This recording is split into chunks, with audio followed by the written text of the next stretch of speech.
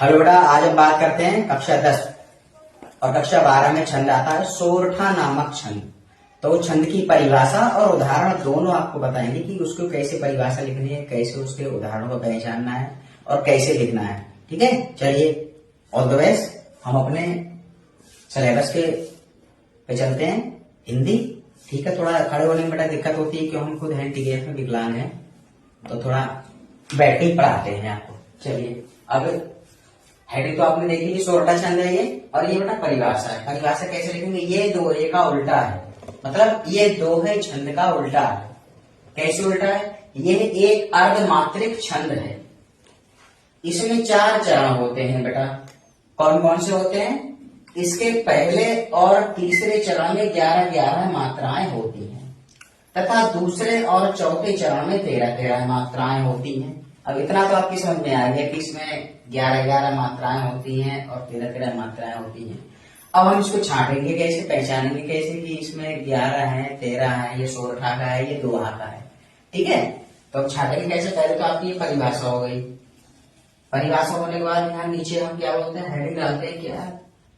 उदाहरण। उदाहरण में हम क्या लिखते हैं? सोरठा छंद का उदाहरण। कैसे लिखेंगे? जो सुमिरत सिद्धि होए, जो सुमिरत सिद्धि होए। अब इसमें आपको पहले ही बताया है हमने कि इसके पहले और दूसरे चरण में कितनी बेटा 11 मात्राएं होती हैं। पहले पहला चरण लेते हैं, जो सुमिरत सिद्धि होए। अब इसको बेटा जो एस के तरह निशान है ना, उसको 2 पढ़ा जाएगा। 2 ये और एक ये, 2 3 4 5 6, यहाँ 6 हो गया। अब कभी इसको भी एक पढ़ा जाएगा 6 और 1 7 और 1 8, और मैंने इसको 2 बताया तो 2 बेटा ये पढ़ा जाएगा, तो 8 और 2 10, 10 और 1 11। इसमें बेटा कितनी 11 मात्राएं आपकी हो गई। समझ गए होंगे शायद आप। 11 मात्राएं इसमें हो गई। किसमें? पहले और तीसरे चरण में। अब हम तीसरा चरण लेते हैं। तीसरा चरण कौन सा है? ये वाला है, सॉरी, ये वाला है। करहु अनुग्रह सोए। अब इसमें आप ये देखिए, मैंने यहाँ आपको 1 बताया तो इसको भी ये पढ़ा जाएगा। 1 2 3 4 5, और मैंने इसको 2 बताया था तो ये भी ऐसा ही है। तो 5 और 2 7 और 1 8 और 2 10 और 1 11। 11 बेटा होगी इसमें। ये आपका 11 हो गया। ये छांटने का और पहचानने का तरीका है। अब क्या लिखता है वो? दूसरे और चौथे चरण में। दूसरा चरण कौन सा है बेटा हमारा? ये गणनायक कविवर बदन। ठीक है, अब इसको गणनायक में देख लो 1 2, और इसको 2 पढ़ा जाएगा।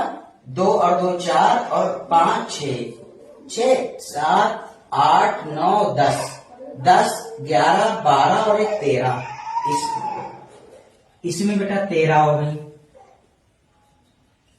13 हो गई। अब वो मालूम कर रहा है कि चौथे चरण में, भाई चौथा भी चरण है। कौन सा? लास्ट वाला चौथा चरण है।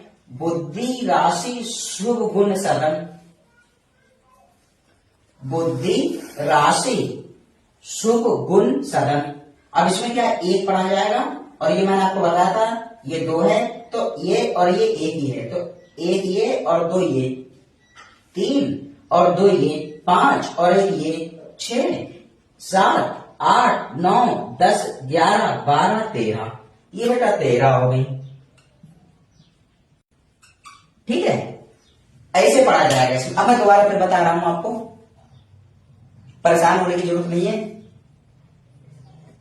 ठीक है, ये दोहे का उल्टा है, मतलब सोरठा छंद है, दोहे का उल्टा है। ये एक अर्ध सम मात्रिक छंद है। इसमें 4 चरण होते हैं। चरण कौन से बेटा? 1 2 3 4। ये इसके क्या है बेटा? चरण हो गए। 4 चरण होते हैं। इसके पहले और तीसरे चरण में 11-11 मात्रा। पहला कौन सा? पहला ये हो गया बेटा पहला आपका। और मालूम कर रहा है पहले और तीसरे चरण में। तीसरा कौन सा? 1 2 3। तीसरा बेटा ये है, कितनी मात्राएं? 11 मात्राएं। तो आप देख सकते हो पहले में भी 11 मात्राएं, ये मैंने गिन के बताया आपको, पहले में 11 मात्राएं, और क्या बोलते तीसरे चरण में, तीसरा चरण ये है, मतलब नीचे से ऊपर वाला और ऊपर से तीसरा वाला, कौन सा? तीसरा चरण है। तो तीसरे चरण में भी बेटा मैंने ये आपको बताई कि 11 मात्राएं जो हो गई आपकी, 11 पहले में और 11 दूसरे में। अब बचे 2 चरण, कौन कौन से बचे बेटा? दूसरे और चौथे चरण में। दूसरा कौन सा? गणनायक कलीबर, वो कलीबर वादन। अब इसमें क्या मैंने ये बताया, इसमें 13 है, 13 हो गई, 2 और 2 4 और 2 6, 6 7 8 9 10 11 12 13, 13 हो गई ये, मतलब तीसरे और चौथे चरण में।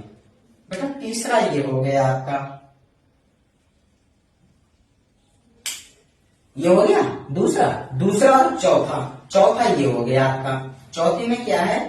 बुद्धि राशि शुभ गुण साधन या सदन। तो इसमें 1 और 2 3, 3 और 2 5 और 1 6 7 8 9 10 11 12 13, ये बेटा 13 होगी। इसमें परेशान होने वाली बात नहीं है कि नहीं छटेगा, और शायद मैंने इस भाषा में आपको बताया कि दोबारा आपको पढ़ने की या देखने की आवश्यकता नहीं पड़ेगी शायद।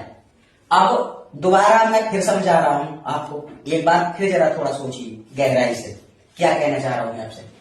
परिभाषा लिखेंगे भाई, नीचे अंडरलाइन करना है रोज की तरह, जैसे मैं आपको बताता हूं, अंडरलाइन करना है, फिर ऐसे करके लगाना है 2 बिंद की, और ये आगे योजक चिन्ह लगा देना है, ठीक है। और क्या बोलते हैं इसको लिखना, ये दोहे का उल्टा है। दोहे का उल्टा मतलब सोरठा भी छंद होता है, ये दोहा भी होता है। तो हम किसकी बात करते हैं? कि सोरठा छंद की बात करते हैं। तो ये किसका उल्टा है? दोहे का उल्टा है। क्या चीज? छंद है। ये एक अर्ध मात्रिक छंद है, इसमें 4 चरण होते हैं। पहले 1 2 3 4, ये बेटा चरण हो गए, उसके 4 चरण हो गए। चरण होते हैं इसके पहले और तीसरे चरण में। पहला चरण ये और तीसरा चरण ये। कितनी मात्रा होगी? मतलब 11 मात्रा होगी। तो 11 मात्रा इसमें पहले में और 11 मात्रा ये तीसरे में। ये गिनना पड़ेगी आपको, गिन के यहाँ लगाना पड़ेगा और लिखना पड़ेगा। अब बात आती है दूसरे और चौथे चरण में। दूसरा ये हो गया और चौथा ये हो गया। इसमें कितनी बेटा? 13 मात्राएं हैं। तो हम देखते हैं दूसरे, गणनायक करीगर बादल या वदन, 13 हो गई इसमें, और चौथे वाले में भी 13 हो गई। तो 13 अर्ध सममात्र, यानी कि आधा सममात्रिक छंद है। कैसे है? अब ये देखते हैं, पहले वाला होए और तीसरे वाले में सोए, दोनों में तुक मिल गया, मिला नहीं मिला? अब ऐसी क्या कहते हैं? दूसरे वाले में क्या? वदन, और चौथे वाले में क्या? सदन। तभी तो लिखा है अर्ध सममात्रिक छंद है, ठीक है। इसको जब समझे ना, ये बेकार की लीजिए या ऐसे ही लिख दिया है लेखक ने, अर्ध सममात्रिक छंद है, यानी कि आधा सममात्रिक छंद है। कैसे? पहले वाले में होए, तीसरे वाले में सोए। या होता तुक है, तुक है नहीं, तुक का होना आप जानते हैं कि छंद में तुक होना अनिवार्य होता है। अब ऐसे ही आप इसमें दूसरे वाले में क्या? वदन है और उसमें सदन है, इसमें भी ना इसमें भी ना, और इसमें होए या और इसमें सोए या। तो ये आप जानते हैं कि छंद में तुक का होना अनिवार्य है, ठीक है। इसीलिए उसने लिखा है कि अर्ध सममात्रिक छंद है, और इसमें 4 चरण होते हैं। अगर ये वीडियो पसंद आई हो तो चैनल को लाइक, सब्सक्राइब और कमेंट करिए और फॉलो करिए इंस्टाग्राम पे, ठीक है। कल हम इसी विषय पर दोबारा फिर बात करेंगे। तब तक के लिए धन्यवाद।